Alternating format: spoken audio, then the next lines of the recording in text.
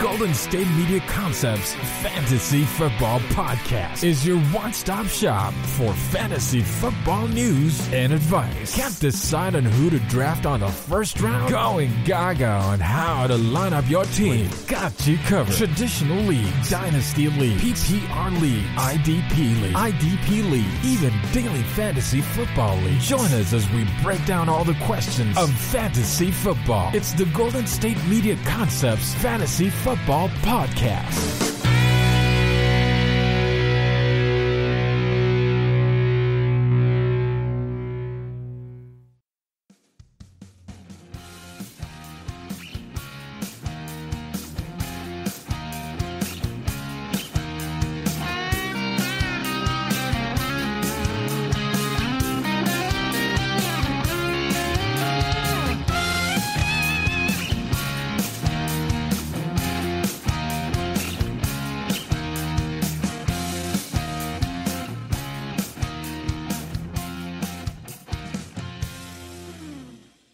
Welcome in everybody to the GSMC Fantasy Football Podcast, brought to you by the GSMC Podcast Network.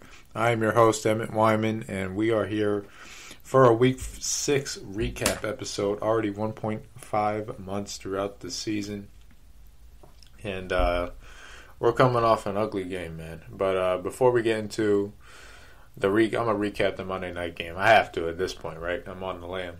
But I got a tweet, guys. Just this breaking news too. This is like no boast, coming straight from Adam Schefter, and Ian Rappaport just retweeted this. Wow. So tweet says basically from Hard Rock Stadium, Miami, there's reports that while all Dolphins players and coaches have decided to go home, it's being reported right now that the New York Jets are still out on the field trying to score. If there's one team we got to clown, I mean, how about that? How about them, man? New York freaking Jets. Not even a field goal.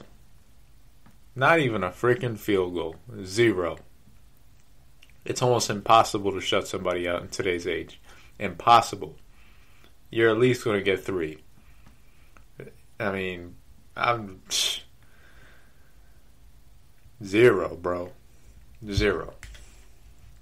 That's crazy. The only thing, if I could say for the Dolphins, I just saw a tweet before I came on the show that they're going to start Tua next game, which is not surprising. But I don't know why you didn't make last week the game. You should have started him. I mean, I know you put him in for 2 minutes in the fourth quarter, but I mean, put him in throughout the whole game. You were going to win that game whether you put your coach at the quarterback or you put your punter as the quarterback. You could have literally won the game just handing the ball to Gaskins every play. The Jets weren't scoring. I mean, they weren't going to score. It's Joe Flacco and Frank Gore. All right? We're not in 2012. They're not going to score. Let's just be real about it. But, I mean, I don't know. I don't know what's more embarrassing. New York Jets or the effort that the Dallas Cowboys played with. I mean, that was ridiculous. That was ridiculous. Ain't much to go in depth with that 38-10 butt whooping. I mean, fantasy-wise, Kyler Murray ran all over pretty much what we said in the Saturday show. He ran whatever he wanted on the Cowboys defense. We knew that was going to happen. Number 1 play of the week. DeAndre Hopkins, he actually was held in check most of the game, and then he got open on that crossing route, and, the rest. I mean, not Chase Edwards, Kenyon Drake, guy does nothing all year. He knew he was going to have his best game versus the Cowboys. Everybody does, right? Is what it is, man. Coming into the game, I mean, I'm not going to say I felt confident. I mean, it's Andy Dalton. I mean, I know a lot of people were really giving Andy Dalton a lot of hype, but, I mean, Andy Dalton's got to have a lot around him, and he's definitely got to have a line, okay? I mean, I think a lot of people are really and when they were doing their waiver wire ads and when they were doing their pickups, they kind of just assume, hey, we could put Andy Dalton in because he has weapons. He's got weapons, but he don't have a line. And Andy Dalton needs to have a line because he has no elusiveness. He's not mobile. He's not freaking Kyler Murray. When he's in the pocket, he's staying in the pocket. And to be honest with you, in today's day and age, I don't think you can have a quarterback like that. I think the true days of the pocket passing quarterbacks are done. The Eli Mannings, like those guys are done. The Phillip Rivers, you need to have mobility. It's just the game is too fast on offense for non-mobile quarterbacks. And if you're going to have a non-mobile pocket passing quarterback, you better have a great O-line and some receivers to throw to. But when you don't have a good O-line, nothing's going to work. Nothing. It doesn't matter anything what they did. As soon as the Cardinals saw Zach Martin come out of the game, they blitzed every freaking play. Every play they blitzed. They knew they were going to cause pressure. They knew Andy Dalton couldn't take the heat. They knew if they blitzed, that would also negate Elliott. So, like, what else? That's why they only scored 3. Like, that's all you're basically just handicapping the Cowboys on offense. I mean, defense, we saw the same things we've been seeing all year. Ain't nothing different. They broke up a deep ball. Dude was wide open. Kirk. I mean, we knew they were going to get one of those. Kyler Murray ran. I mean, the Cowboys don't play defense. And now we got reports coming out talking about, Jane Slater. And I love Jane. I don't want to disrespect Jane, but I'm going to be honest with you guys. She does a lot of these tweets to get her fucking name up. Alright? That's just the truth. She does these tweets to get some clout, get some tweets, get some likes, whatever. I'm telling you, she does. I can promise you. But I'm not going to deny the truth of this report. She's talking about anonymous players. I mean, I love that, right? What tough guys do we have on this team? We have to go anonymous to go bash the coaching staff, talking about anonymous players are saying, she starts off the tweet by, while these discussions have been kept internally, as if like they were telling her week 1, the coaches stink. Who knows? But she's saying now there's players talking about the coaches are unprepared and that they just aren't good at their jobs. I mean, give me a break, man. This is the same bullshit that's been going on with the Cowboys, bro. This is the same bullshit. It's just year in, year out. And the truth is, man, it's because of Jerry. It's because of Jerry. And it's not just, what Jerry says or what he does. It's just the clout that he has in this organization. I don't even think now, he's not even trying to be, Mr. Headline, Mr. this, Mr. that, but the players know that he has the power. And they think they can go above the coach. And Jerry will side with the players, especially if they're making money. But that's just what it is. I mean, it's just annoying as a fan because you see this same thing over and over and over and over.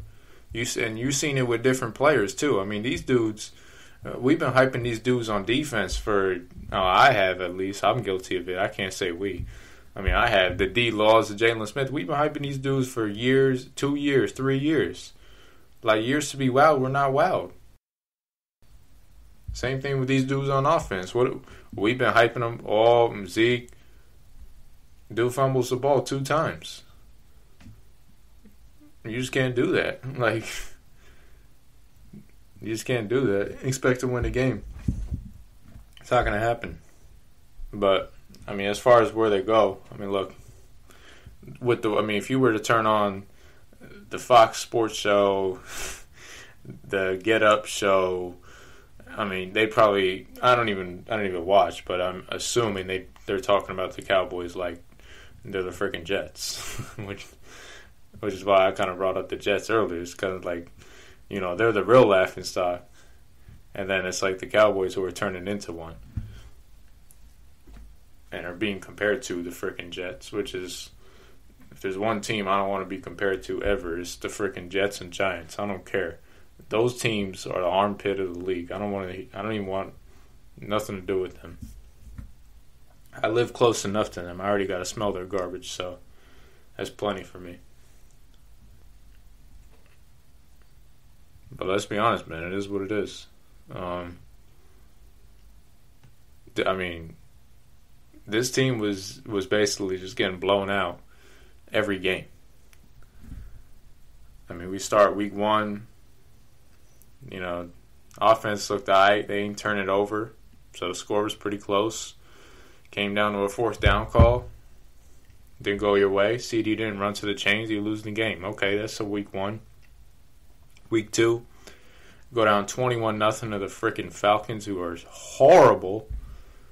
Just a horrible team. I know they got their first win. The Vikings look like the Jets, honestly. What the heck happened to them? We'll get into them later on, but they're just, man, they're in shambles. But whatever. So we'll go down 21-0 to the Falcons, or 27-7, something ridiculous, whatever. Turn the ball over 5 times, and the Falcons blow leads like they've always done under Dan Quinn. We win the game. But technically that's a loss, because apparently the game was rigged to where we got the onside kick. I don't know. I'm just saying what they say. So you're 1-1. Then you go to Seattle, 5-0 team, you lose. You're losing. It's like the way you lost that game, though, you just turned the ball over. Like, if they didn't turn the ball over, they would have won that game. Believe it or not. And nobody talking about how bad Seattle's defense is. I mean, they're bad on defense. It's just the Cowboys are historically bad, and they're bad. So it's a difference. But you blew that game. The Browns game, you had no business being in, but the Browns, all they did was just run the ball down Ontario Post throat, which is, like, if I was the Browns head coach, I'd do the same thing. So they blow us out. If Andy Dalton was starting that game, the score probably would have been 40-14 or something like ridiculous. You would have had Stephen A. Stephen A. would have freaking got naked during that game. He would have saw that score. So you go to 1-3.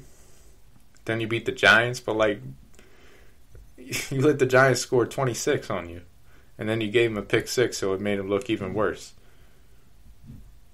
I mean, nobody got excited about that. It's the whack ass Giants. And then yesterday, which is like just a kibosh. It feels like, I don't know. It just feels like 2010, man, and like that was the year we fired the coach. I mean, that was a 1-7 year. Tony Romo went down. Fired Wade Phillips. You know, team is in shambles. Everybody's overpriced, overplayed. But like we saying the same things. We saying the same things now. We saying we need to fire the coach. Our quarterback is hurt. We have overpaid talent. I wonder why that's the same thing now. There's only one common denominator, right? But, I mean, as far as those reports go, man, about the coach, I mean, who knows? I mean, the only thing that bothers me is it's so chicken. It's just chicken shit. Like, these dudes they all hyping their brands up. Jalen Smith, D-Law, you claim to be these hot boy, this and that. Like, D-Law, you ain't getting no sacks, bro. And I mean, we could, you know, dial down the talk of sacks mean everything. I could totally get that, bro. Totally get that. They're not everything. But when it's one sack the past 14, 13 games, doesn't that concern you a little bit? And guess what team that one sack was on? The bum-ass freaking Giants. Does it really count? Jalen Smith, dude, you just can't tackle. Like, how do you play linebacker? You can't tackle. You can't cover either, which is even worse. But I don't know. Makes no sense to me. But let's look at the history of this team. I mean, if you want to get in depth, like I'll take you. Here's my history, okay? with this team. 2003. That's all we've been hearing. Oh, we need a tough coach. We need a tough coach. You know, these coaches are soft. We need a coach who's going to put Jerry in his place. All right, so why he went out and got freaking Bill Parcells. All right, you want to talk about a tough coach? That's old school. Then turn the organization around. I mean, let's be honest. The Cowboys was, Jerry was at his like tippy top before Parcells got there in terms of really doing day-to-day GM activities, picking players, scouting. Yes, you wonder why the Cowboys were 5-11 for 3 straight years. You had Jerry scouting, like on the road as a draft guru. Come on, you really expect good results when that happens? So anyway, Parcells did a good job. He built a really good team.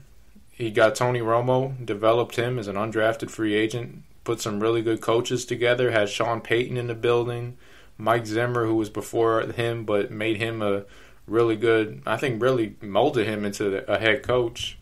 You had Anthony Lynn, you had Todd Bowles. I mean, shout out Todd Bowles too. We got to talk about that later, but that was a heck of a win versus Green Bay. I mean, that's just a blueprint game plan of how to beat the Packers. He dialed it up. He dialed everything up. And he don't even got elite talent. He out here with Ndamukong Suh, who's like 32 years old. He only plays when he feels like it. Jason Pierre-Paul, dude got 9 fingers. He's still making plays. I don't know how they doing it, but that's good coaching right there. But anyway, we had all these brain power. Built up an entire organization, great coaches. Over time, we got great players. Still ain't win a playoff game with Parcells. Now, I'm not blaming that on Parcells, but that's just like that's the organization's luck. Like, you really start to think this organization is the Lions, bro, where you just can't win. Like the great Bill Parcells. I mean, granted, it was after the Tony Romo fumbled snap. He said, "I'm out of here." All right, I can't do it no more. It drained him. He'll never admit it, but I think that it just drained him. It drained him mentally. He didn't want to do it no more. He knew what it would take to battle with Jerry. He knew what it would take to get the organization on the same page. He knew what it would take to, win the argument and da-da-da. He didn't want to do it. So he left. Gone, retired for good. All right. 2007, Wade Phillips comes in. I love Wade. I think Wade's a great, great coach. Great coach. Great defensive coordinator. One of the best defensive coordinators I've ever seen. Had his flaws as a head coach, though. Really kind of failed to crack the whip a little bit. Wasn't going to challenge Jerry. And I think that's where the dysfunction came back in after that first year. It was really starting to enter ever since Parcells left because Jerry basically had the keys to do whatever he wanted. So he had the 13-3 season, the 13 Pro Bowl team, one of my favorite teams ever, probably my favorite team ever to be ever like on a Dallas Cowboys roster. Just having, prime DeMarcus Ware, prime Jason Witten, prime Tony Romo, prime Roy Williams, prime T.O. I mean, just everybody going ham that year. Offensive linemen, Pro Bowlers, defensive linemen, Jay Ratliff, Chris Canty, Marcus Spears, Jason Hatcher. It was just loaded, bro. Loaded. It was a great team that they built. Mainly Parcells dudes, but credit to him. Great team. Almost made it to the Super Bowl, except they didn't win a playoff game. That's the sad part. Lose to the Giants. Was it an unlucky loss? You could say that, but not really. The Giants deserve to win that game. I mean, I'm not going to say the Giants stink because they won the Super Bowl that year. They beat the 16-0 Patriots, so they deserve to win that game. But they were 13-3, number 1 seed, Texas Stadium, lost the game. Bad luck. 2008, 9-7. Started off the season 3-0. Went through some trials and tribulations, distractions. Just so much BS going around the team. Jerry was so focused on the new stadium that year that he didn't even care about. It wasn't even about talent. It wasn't even about, or it was about talent, but it was just about, we need to get the Cowboys in the news, have the biggest headlines, the biggest attraction. We need to have all the Pro Bowl players, every All-Star possible. We need to just run over teams, be the most talented team, and I'm going to just get as much talent as possible, be the flashiest team. That's literally what Jerry thought. And he don't get it. Talent don't equal Super Bowls. And, if you give talent to maybe an Andy Reid or Bill Belichick, yeah, maybe he can bowl them, get them in the system. But, when you have Wade, when you get too many alphas, it's just going to be a disaster. And that's what it turned out to be, 9-7. That team might have been better than the 2007 team that went 13-3. So it just a lot of mental stuff. But anyway, 9-7. You lost 26-24. Final game at Texas Stadium. One of the worst losses I've ever seen as a Cowboys fan. Followed by the worst loss I've ever seen as a Cowboys fan. Going to Philadelphia and getting the doors blown off the team, 44-6. They didn't even feel like playing that game. They just got cold and just shivered up. They were done. They were done with the antics. They were done with the BS. They were done with the media. They didn't care. They just wanted the season to be over. They were tired of the hype. Players hear about all this stuff going on. That's why they're out here reporting, oh, it's a little too hard. These dudes are just, they think they got all the power. And in the Cowboys organization, you do. You do when it's Jerry. 2009, first year at AT&T or Cowboys Stadium, 11-5. Got your first playoff win in 15 years. Beat the Eagles, great. Beat the Eagles 3 times that year, great year. And then you got the doors blown off you, 34-3 in the divisional game versus the Minnesota Vikings with Brett Favre. And probably a team that should have won the Super Bowl that year had it not been for Bountygate. So, 2010, the year that I think we're in right now, when I'm talking about the Cowboys, 6-10. Wade Phillips fired at 1-7. 2011, 2012, 2013, 8-8. 2014, the best run at the Super Bowl this organization has had since I've been watching the team. 12-4 year, 4-0 in December. Romo was pretty much the MVP of the league. They gave it to Rodgers because they're not going to give the MVP to Tony Romo. They're just not going to do it. Tony Romo could have had 100 touchdowns. The league would say, nah, I think Peyton Manning did a little bit better. They're not going to give MVP out to Cowboys players. Not happening. So, went out, almost beat Aaron Rodgers, but with the Cowboys' luck, he had the catch. Got called back. Who knows if they still win the game, but pretty big play, especially a play that would have scored. So, you lose that game. 2015, you lose Tony Romo. Season's over right there with Brandon Weeden, so you're 4-12. Then at that point, really you should have moved on from Jason Garrett. He was basically a 500 coach, literally 500 through his first 5 seasons as Cowboys coach. But he ended up doing you a favor and drafting Dak Prescott.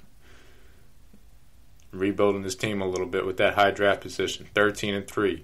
Dak and Zeke took the team by storm. But you take the team by storm, that'll work out, but that's not going to work out in the long run. That's why I think Baltimore, last year Lamar really took that team by storm, but that's going to run out of luck. That'll run out of steam.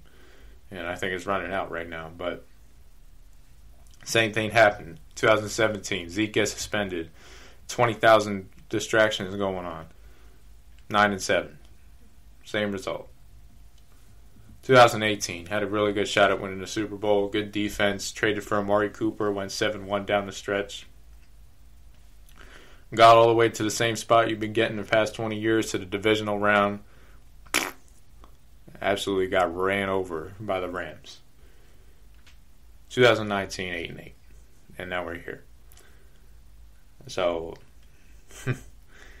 if we've been getting the same places with multiple coaches. What does that say?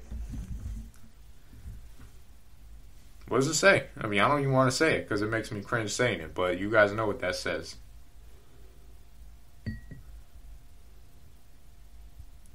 We got to get to a break, but I'm going to read this tweet from Rick Gosman that I just saw because I think he explains it best.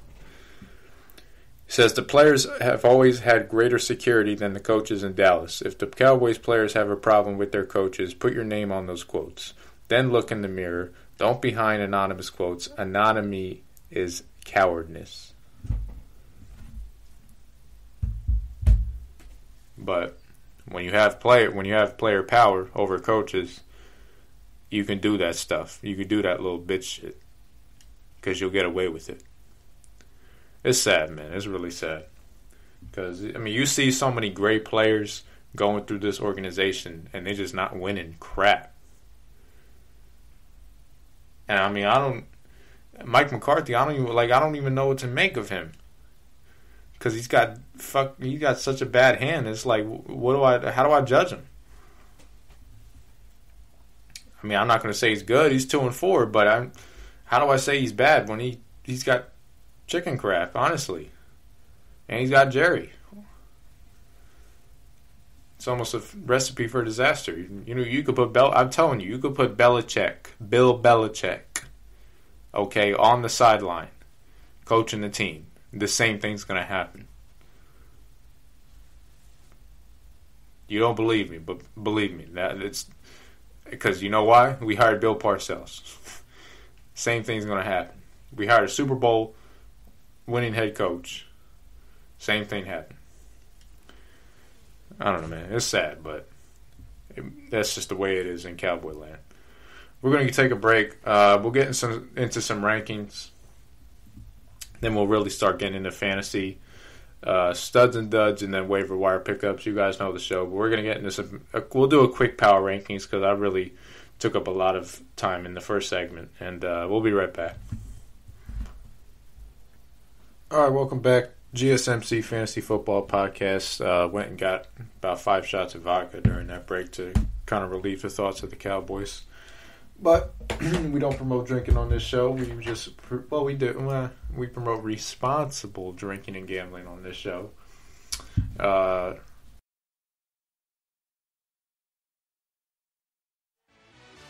Are you looking for the very best NFL and college football podcast? Then check out the GSMC Football Podcast. Get the latest football news both on and off the field. From the NFL Draft to trades to the rumor mill to the NFL Combines, they got you covered. That's GSMCpodcast.com/football-podcast. Get updates on college rivalries, game day insights, and much, much more. It's football talk the way you want it. This show eats, sleeps, and breathes football. Don't forget to like them on Facebook and follow them on Twitter. Visit GSMCpodcast.com for more info.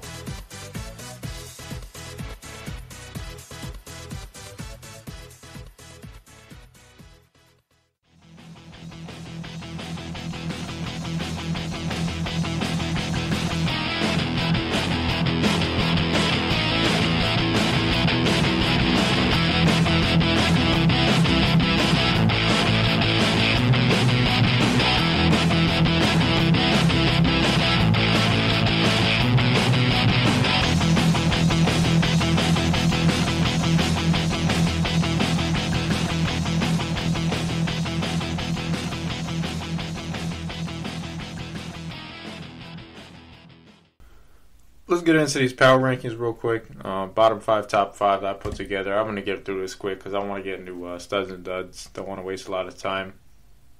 We'll go top teams first. Number 1, Hawks, 5-0. Look good. Look fly, man. Russell Wilson looking fly. Receivers looking fly. No, I'm super high. You know, get that Gucci song. But anyway, number 2, Titans.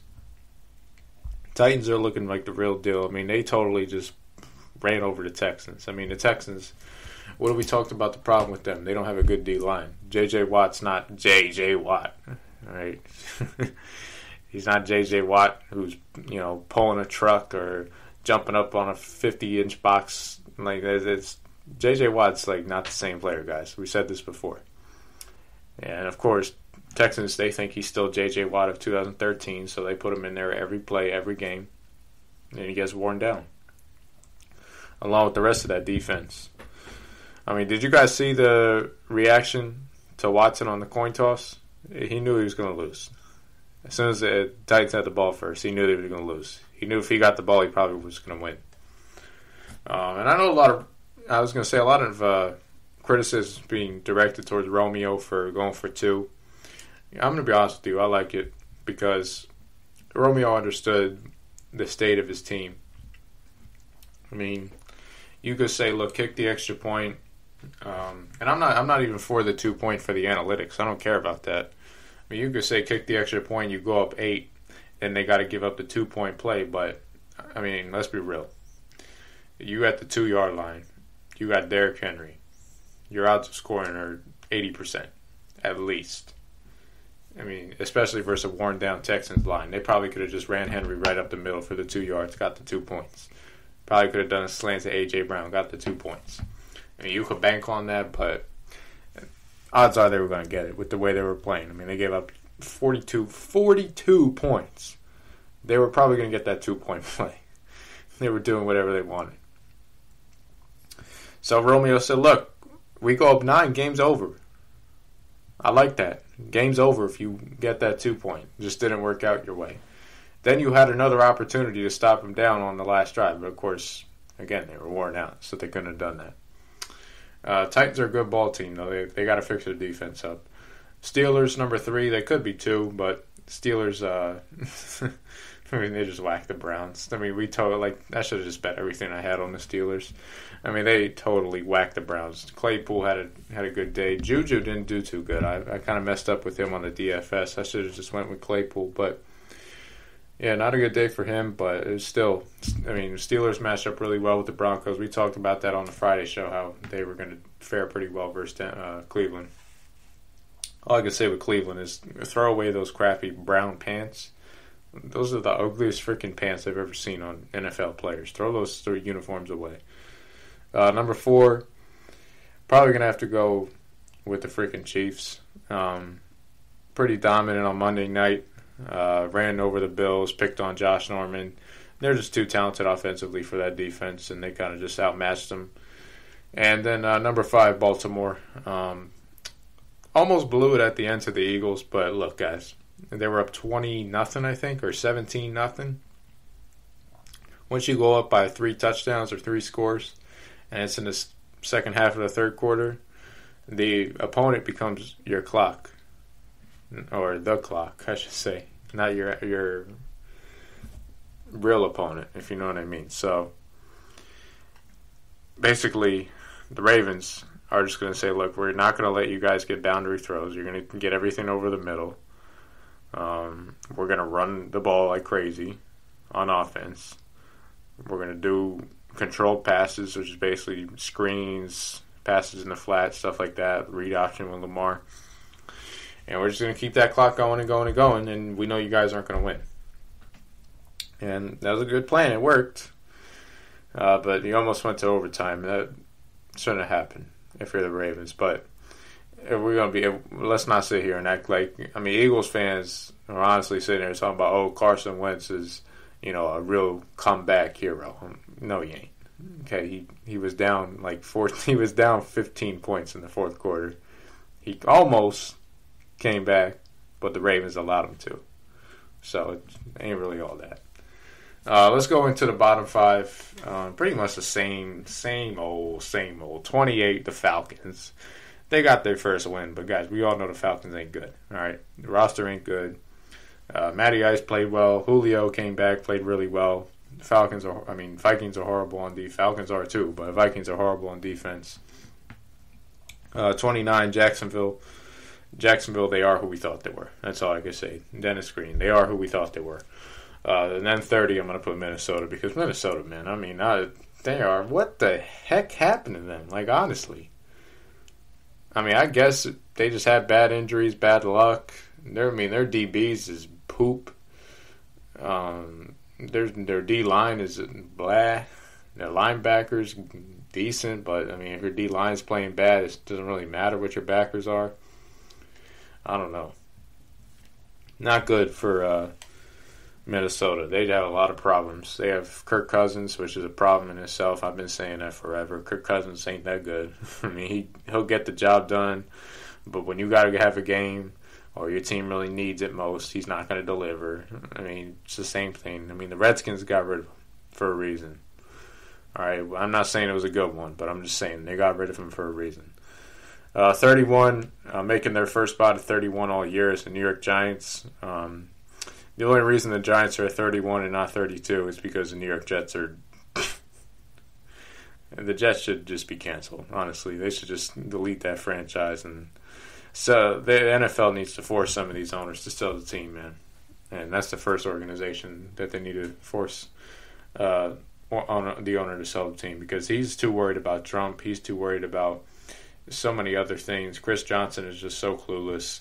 Everything they do is just wasting time. I don't know what the heck the Jets on it. I can't believe the players actually put their pads on and go out and play football. I mean, I really just don't even believe that. I mean, maybe they do, but they send out like mannequins or something, like robots, and we're just being fooled. I don't know. I'm just being stupid. But, I mean, you score 0 points. Like, you got to be 32. You put up 0 versus the Dolphins. Not an elite defense. All right? 0 points. 0. You're going to get the 32 spot. I'm sorry. Giants got to win. We got to give the Giants credit where it's due. They got to win. It wasn't a good one. It was an ugly one. But they got to win. So, same thing with Riverboat Ron. He went for 2. Riverboat Ron, he understands his team is garbage. I mean, the truth is he probably looking at it from the long term, because he's technically the GM there. So he's looking at it long term. Like, look, we ain't winning if we don't have a quarterback. Just the truth. The Redskins, I mean, the nobodies, they don't have a quarterback. They don't have a quarterback. So they're not going to go anywhere. They can't put Alex Smith back in the game. They cannot do that. If they do that, they should have the FBI arrest Ron Rivera and Dan Snyder for doing that to Alex Smith and his family. But they're not going to go anywhere with no quarterback, and that's why you lost to the Giants. I don't know, man. I don't know how you... I mean, you go for 2, you win the game, but, I mean, that game was so embarrassing. I don't even want to talk about it. I gotta be honest with you. Guys, let's take a break. Let's get into some fantasy talk. I mean, we've been talking a lot of ball. Let's get into some real fantasy talk here, and let's get these waiver wire pickups going later. But we'll get into studs and duds and really recap... we'll try to recap more games as we go along, but we got to talk more about these players as we skip along here. So let's take a break. We'll be back.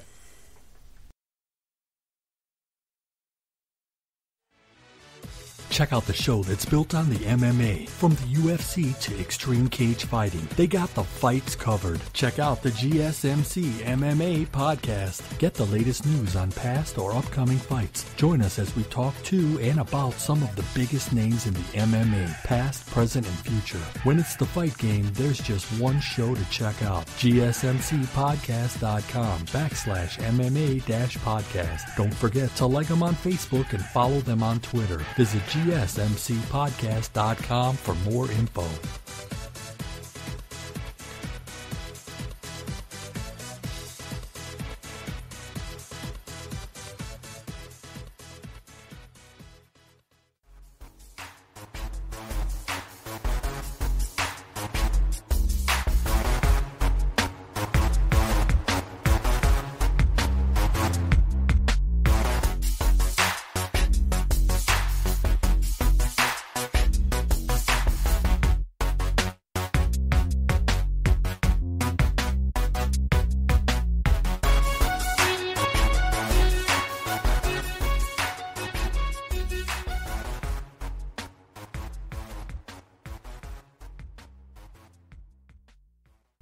Welcome back to the GSMC Fantasy Football Podcast. We are going to get into some studs and duds for the week, running down the positions. Running out of time, unfortunately, because I was ranting so much about the boys. So let's run this down real quick. I go for quarterbacks.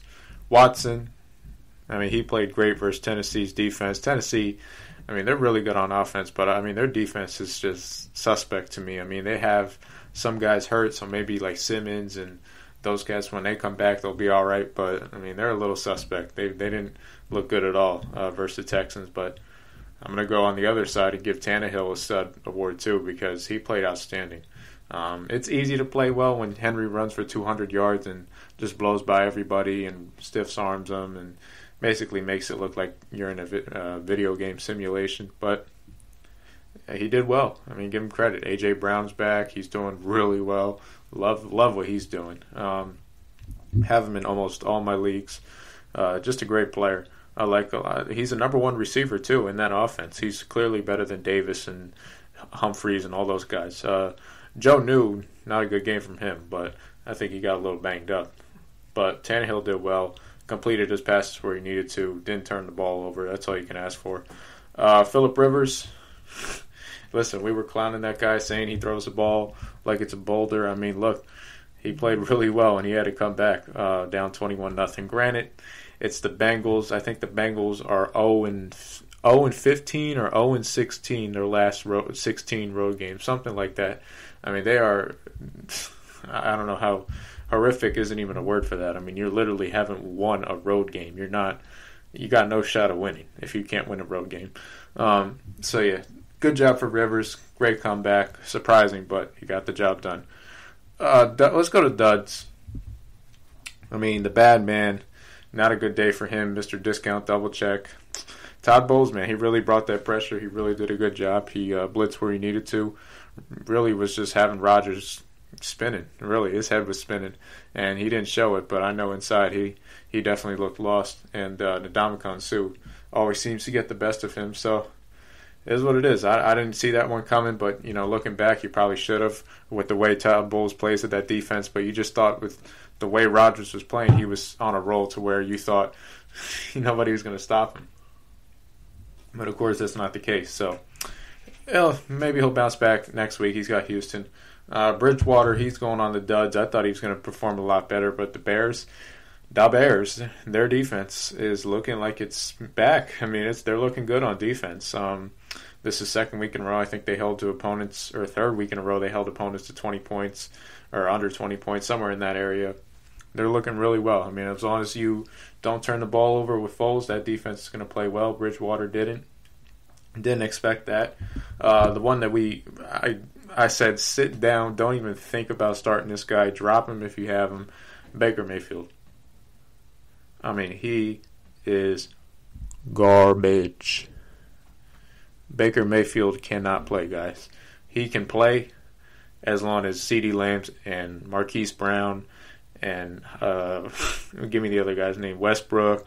I mean, and you have Lincoln Riley as your offensive coordinator. He could play in that system, but in the Browns system, you better get the ball moving with Nick Chubb and those guys. But Chubb ain't there. It's Hunt.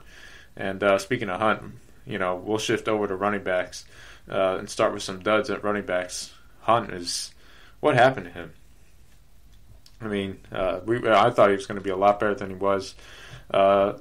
Maybe he's better in that secondary role, getting some snaps out of the backfield. Maybe he's not durable. I don't know. But not a good day for him at all. Alexander Madison. Ooh, he was just a total non-factor. I was surprised. They were giving him the ball multiple times at the goal line, couldn't get in the end zone.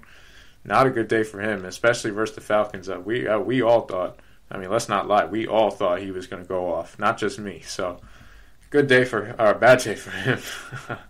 And then Zeke. Let's be honest, Zeke was horrible. He didn't get in the end zone. He fumbled the football twice, not once, twice. You can't do that. He wasn't good in the pass game, pass pro. He got blown up, pass pro. Pass game, he got, I think it was like 5 or 6 targets, only got like 4 yards. I mean, it was just a horrible game. I mean, horrible game all around for the boys, and especially Zeke. He's got to clean that up going forward. So, really let you down. Hopefully you had a quarterback to bail you out like I did. Running backs, studs of the week. Obviously, Derrick Henry. I mean, I said last week on the podcast or 2 weeks ago, I remember I said, Derrick Henry, he's doing all right, but he's not King Henry. Well, I'm wrong again. I mean, King Henry's back. He's back. He's back, so he's throwing guys. I mean, once he threw Norman 50 yards, you should have knew that, okay, he's back. But he's back for real. He's looking good, and he's looking like King Henry. David Johnson. He's a guy I was really high on. Some people are like, David Johnson, and he's washed. Well, I mean, here's the thing with David Johnson. He might not give you the 25 to 30-point game, but he's not going to give you a 2-point game or a 1-point game. He's going to consistently give you the 8, 9, 13, 10, 12. I mean, he's consistent. That's what you want. I've been saying this, guys. You need consistency in your players. Don't get me wrong. It's nice having the 25 and the 30-point players, but if those guys are getting 1s and 2s and 7s, I can get somebody else because I can't trust you. I can't trust you. I could trust you maybe in a good matchup, but that's not always going to happen. So, David Johnson, he's consistent. I've always liked him. I still like him. Don't sell him. Get him, if anything. Because they're actually looking to use him more, it looks like. I mean, he almost had 100 yards. So, they just got to get him the ball more in pass pro. I keep confusing pass pro with just the receiving game. Pass pro is blocking. I'm talking about just getting the ball in his hands in the receiving game. Screens, something. I don't know. They just don't give him the ball, which is surprising because that's what all they did in Arizona. Just give him the ball, give him the ball, give him the ball. And he did really well when he got the ball in his hands. So he doesn't have that burst, but he's consistent. John Taylor, I like him as well. Didn't get in the end zone, but still, John Taylor got back in the receiving game. The receiving game is really important with running backs. Okay? And this is why I always say, you got to get more running backs and receivers. Because your running backs receive and run. Your receivers don't run. Okay? They only receive. That's why they call them receivers. They're not runners. Running backs run and they can receive. Good ones, like the elite ones, like the Alvin Kamaras, they're not even running backs. They're wide receivers. And then they run the ball on goal line. Then you're winning your league. So, all the good running backs are good in receiving. And Taylor, I knew he could do it. They just didn't they wanted to get Hines and Wilkins and those guys. Stop playing around, guys. Give him the ball to John Taylor. He's a beast. Those are all my studs at running back. Let's go to receivers. Starting off, Justin Jefferson. Guys, how long have we been talking about Jefferson? August? I said this is like the easiest late-round pick in the world. Stephon Diggs was gone. Justin Jefferson, first-round pick. He was going to start over everybody except Thielen. Stephon Diggs almost had 100 targets last year. This guy was going to get plenty of targets. First-round pick. Easy. Got him in the 13th round.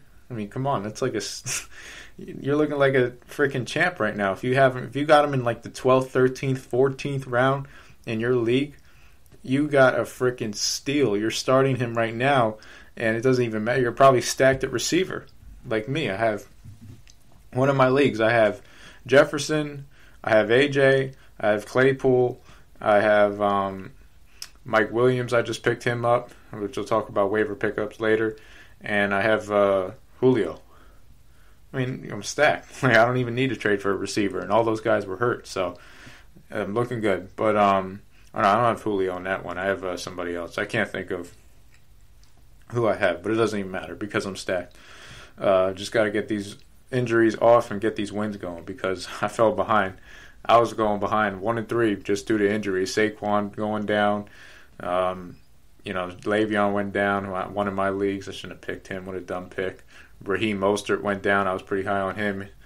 That, kind of screwed me up. So, it is what it is.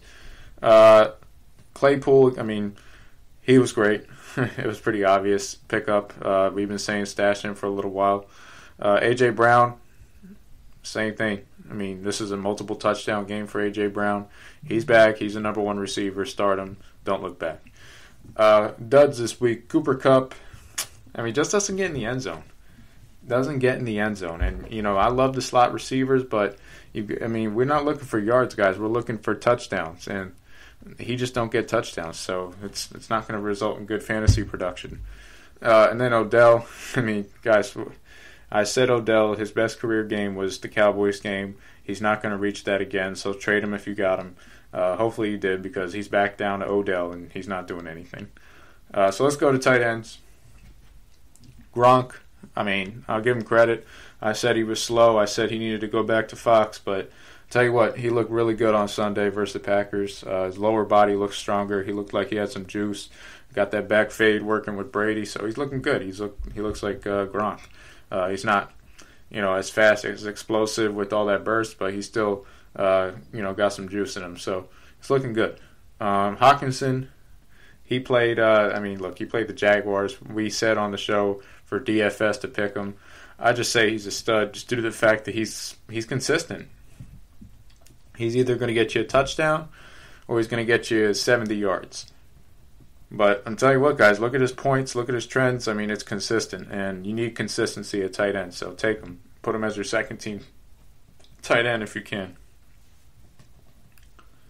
Trey Burton, I mean, he didn't see that one coming, but 2 touchdowns, 1 a rushing touchdown. That was kind of a BS play, but still, I mean, he looked good. And the fact that he's starting tight end now because Allie Cox is hurt, Phillip Rivers is going to look for his tight ends. Might want to pick him up. He's interesting. Tight ends at Dud, Gesicki, 0 from Gesicki. Didn't see that coming. I don't know what happened to him. Looked real good early on. Not anymore. Mark Andrews. What happened? I mean, nothing from Mark Andrews. Same thing, man. Where do these guys go? I mean, they're on the milk carton, but they'll come back. Andrews will come back. Gesicki, I don't know. I think he will. They had that other guy, Adam Shaheen or whatever, catching all those passes. I don't know. I don't know what happened, but we'll look to adjust your roster, get them ready to go for Week 7 coming up, because we are going to get into a break, and then we'll be back. Waiver wire pickups on the way.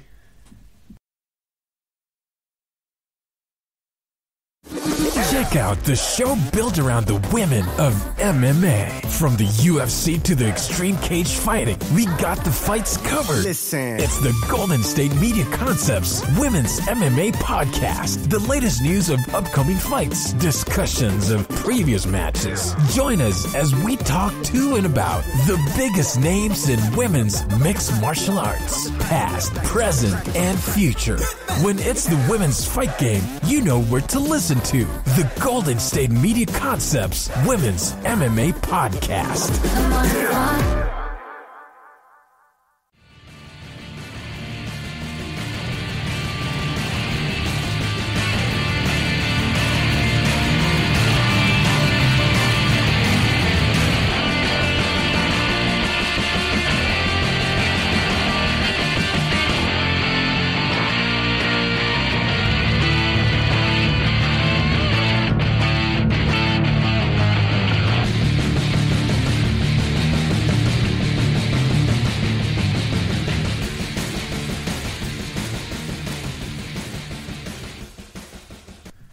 Welcome back to the final segment of the GSMC Fantasy Football Podcast, the waiver wire segment, I should say, to retool your team, get your team ready for Week 7. A lot of people I've been seeing a lot of people on social media talk about, Dak went down, this guy went down, I don't have a quarterback. Well, guys, I'm sorry, but you should have had a backup plan. Because it's looking like there's some quarterbacks that are really emerging from the waiver wire. Herbert, we talked about Herbert a couple weeks ago. He's looking like a really attractive option. Easy schedule, too. Tell you what, Carson Wentz might be an option. Not going to lie. If he's out there on your waiver wire, maybe consider him. Only reason why is because he gets rushing touchdowns. Rushing touchdowns are more valuable than passing touchdowns. So that'll be interesting. I think the number one pickup, though, for your backup, if I doubt he's available in most leagues, but Ryan Tanehill. I briefly said his name. I should have mentioned him more. It took him a little while to get going, but, I mean, that offense is rolling. He's looking good. He's playing well. So, tell you what, grab him, start him, roll him if you got Tanehill available in one of your leagues. But let's get into some of the receivers, running backs, tight ends to pick up for this week. We told you guys about Claypool and Jefferson a while ago, so they're already gone by now. Travis Fulgham from the Eagles, it's like, so like, who is this guy? Do I really want to pick him up? I doubt he's He's probably available in most leagues, but I mean, I doubt he's going to be an option going forward. They're rumored to start getting Alshon Jeffries and Deshaun Jackson back in the mix, so who knows if he's going to do anything. Has the Cowboys and the Giants next, so that's interesting. T. Higgins, we told you guys about T. Higgins 3 weeks ago. You should have already had him by now. But if he's still out there, scoop him up because he gets a lot of targets. I think he's going to get a good rapport going with Joey B. Boston Scott, I mean, the thing with Boston Scott is he's getting a lot of volume, which is why he's a good pickup. But in terms as a player and what they're going to do, I mean, the Eagles got no weapons. Everybody's keying in on the run. I mean, Sanders makes the most out of it with his receiving abilities. I don't know if Boston Scott really has the same. He might get goal line touches, though, so he's probably worth a pickup. Keelan Cole, I mean, Gardner Minshew just can't. He ain't good, so I don't want to pick him up. Tim Patrick, he's had some really nice numbers, but, I mean, probably maybe worth a spot if you have an extra waiver wire or roster spot. But still, I mean, do I trust a receiver on the Broncos? I can't even trust Jerry Jeudy, so, like, why am I going to trust this guy? It doesn't make sense. Looking into the 49ers running back situation, they're looking pretty banged up, so you might want to pick up one of those guys. I don't think McKinnon's available, but my guy that I think he's like the sleeper. I don't think this guy's going to come out and get 15 points, but I think there's a shot he might get a double-digit game soon, and that's Jermichael Hasty, backup running back on the Niners. So Mostert went down. He's going to be on IR, so he's gone for 3 weeks. We all know McKinnon's very injury-prone. It's a run-first offense. Jeff Wilson's out, too, with the calf. I mean, Jeff Wilson looked horrible, so I don't think they're going to really play him a lot going forward. Hasty, man, it might be their guy. In terms of their goal line back, their big guy. McKinnon's obviously much better when receiving and third downs, but Hasty might be the guy. So if you have an extra roster spot, scoop him up. Tight ends, Trey Burton is probably my number one tight end pickup just because Phillip Rivers, man, he loves tight ends. He loves Antonio Gates. He loves Hunter Henry. He loved Ali Cox. He loved Jack Doyle. Now he's going to love Trey Burton. It's just how he plays. He dunks it down underneath. He's old. What do you expect? Darren Fells. Told you guys about him 2 weeks ago. He's a good player. Gets a lot of targets. I don't know how, I don't know why, but he does, and he's kind of like Tim Patrick. It's like you might as well pick him up if you got a spot because he's getting a lot of targets, a lot of numbers, and that's what you're looking for. Jets running backs, I mean, LaMichael P. Ryan is a guy listed, but, I mean, come on. Like, did we pick up anybody on the freaking Jets? Like, do you really, like, they're still on the field trying to score. Like, nobody's going to pick up Jets players. J.D. McKissick, I mean, I have him down, but, like, Antonio Gibson's 10 times better, so I don't know why anybody would want him. That's all I got, guys. I mean, it's pretty bland. I mean, I have Andy Dalton written down, but, like, I'm done with Andy Dalton in terms of fantasy. I'm not picking him up. So I suggest you don't do the same thing. But waiver wire is bland, guys. It gets thin and thin as the year goes along. Your only hope is that guys get hurt and then other guys emerge for opportunities. Chargers running backs, too. I forgot to mention them. Justin Jackson, I don't think he's out there, but that's why I don't mention these guys. Laviska, he had a bad game. So, the thing with Jacksonville is they got the players, but Gardner Minshew ain't good. So, it's hard, and he doesn't see over the line well, so he can't really give him the ball.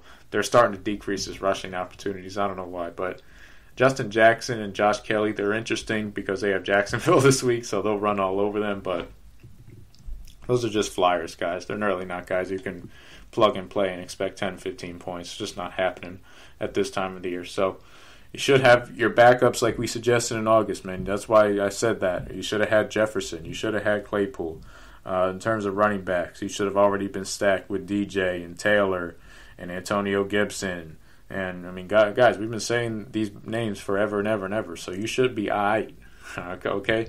Darren Waller, you should have picked him up. Or Joe Newsmith. Guys, you should be okay.